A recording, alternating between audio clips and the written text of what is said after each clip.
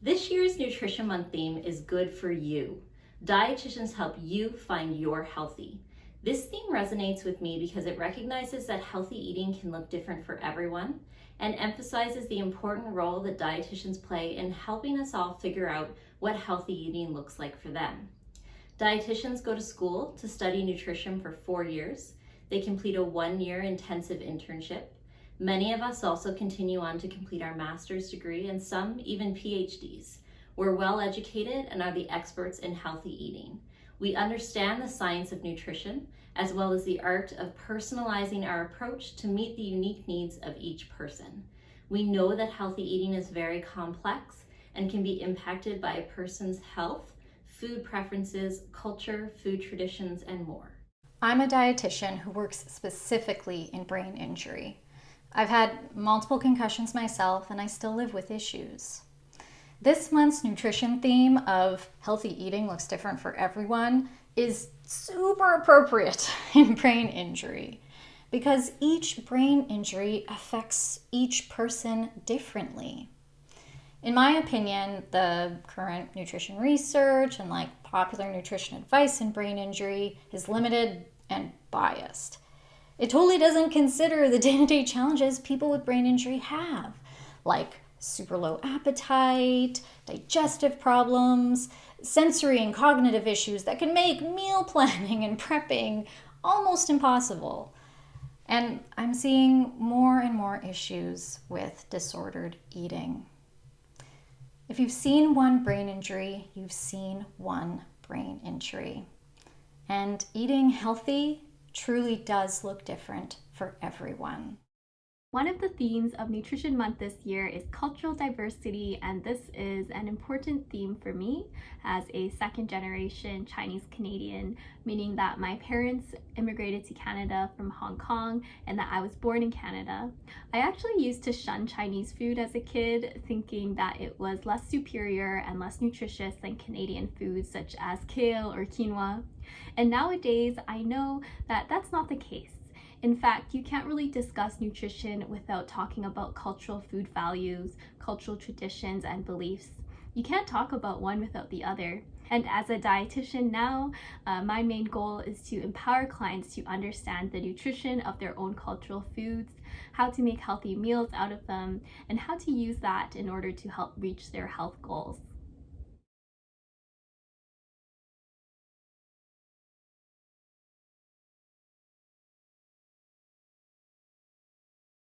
What are some common misconceptions about healthy eating? I'd say the biggest misconception is that people think healthy eating looks the same for everyone. Every person has their own culture and traditions, preferences, and nutritional needs. The reality is that healthy eating looks different for everyone. There's no one-size-fits-all approach to healthy eating. Check out nutritionmonth2021.ca to find your healthy. Now, a common misconception about healthy eating is that healthy eating equals clean eating. Now, clean eating is actually a marketing term and not really a scientific nutrition term. It usually means having to eliminate all types of foods that are deemed less nutritious, for example, cookies, chips, and sweets. Now, clean eating can often lead to disordered eating habits, for example, a preoccupation with food, food guilt, or exercising to make up for eating. And this can lead to a poor relationship with food as well as yourself. Now, on the other hand, healthy eating should include all types of foods you enjoy, both nutritious and less nutritious. And whether or not you are trying to just get healthy or manage a chronic disease such as diabetes, a healthy balance can be achieved, and you can definitely get help from a dietitian to find that moderation that fits your lifestyle. What does healthy eating really mean? Healthy eating is not just about the way that the food is presented on your plate or about having a hot, prepared meal for every lunch at the office, although both are aspects of Canada's food guide, including preparing meals at home and cooking more often. Healthy eating, of course, is individual for all of us. What is healthy for me may not be healthy for you. This is why Canada's food guide is designed to be flexible and relevant to each and every one of us. Healthy eating is a pattern that supports your best physical, mental, and emotional health. It includes having a positive relationship with food, enjoying your food and feeling comfortable and satisfied after eating without feeling any guilt or shame. Healthy eating can simply be filling half of your plate with fruits and vegetables, a quarter with grain, and a quarter with protein, or alternatively, these portions can be combined into making a soup, a stew, a casserole, or a sandwich. Finally, and most importantly, healthy eating is all about balance. We nourish our bodies by consuming nutrient-dense foods, providing us with essential vitamins and minerals that contribute to maintaining body functions, also while allowing for treats and sweets, even if they are higher in calories, fats, or added sugars. The key is eating them in moderation and balancing them with healthier foods the majority of the time.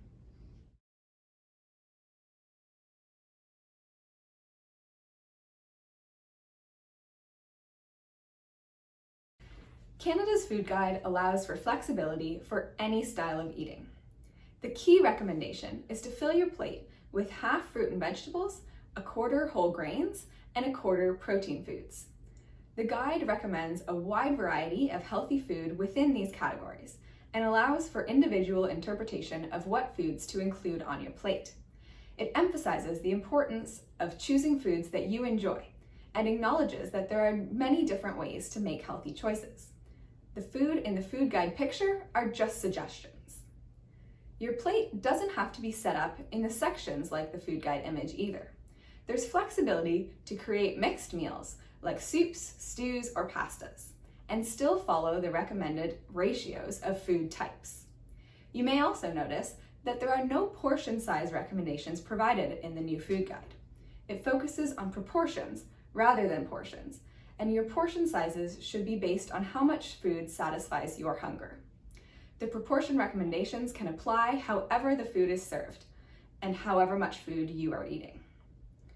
Whatever your eating style, the food guide is designed to help you make healthier food choices while still listening to your body and adapting your diet to meet your personal needs and preferences. I think that Canada's food guide is very applicable to different styles of eating, especially this newest version, as it's a very flexible guide, especially compared to past versions. So every person has their own traditions, preferences, and nutritional needs, and I think all of which can fit within this current food guide. So for example, those who might follow more of a vegetarian or vegan style diet, there's many different plant-based proteins recognized in the protein foods category of the food guide. So these include things that are soy-based like tofu and tempeh, legumes, nuts, and seeds. As well, the whole grains food category allows for recognition of more multicultural grains, so things like bulgur and farro. The fruits and vegetable category can be modified based on budget or maybe what might be available at certain times of the year.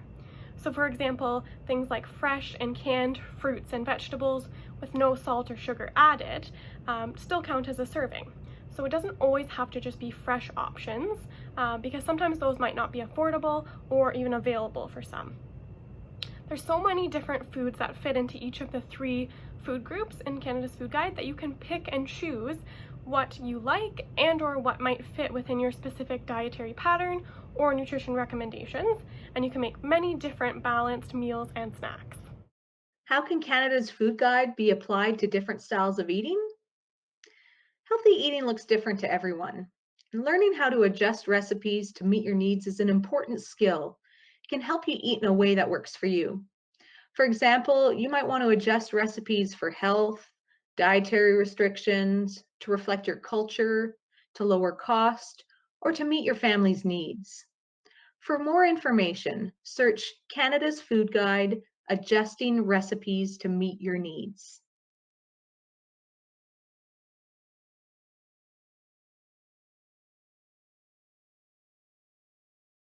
One message I'd like to get out there this Nutrition Month is that nutrition is complex.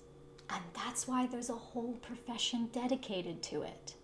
So many people come to me saying, I try to do the research, but I just can't figure it out. One thing says to eat this food, and another thing says not to eat that food. And why can't I just do it? I'm having such a hard time making the changes. Why can't I just stick to that plan?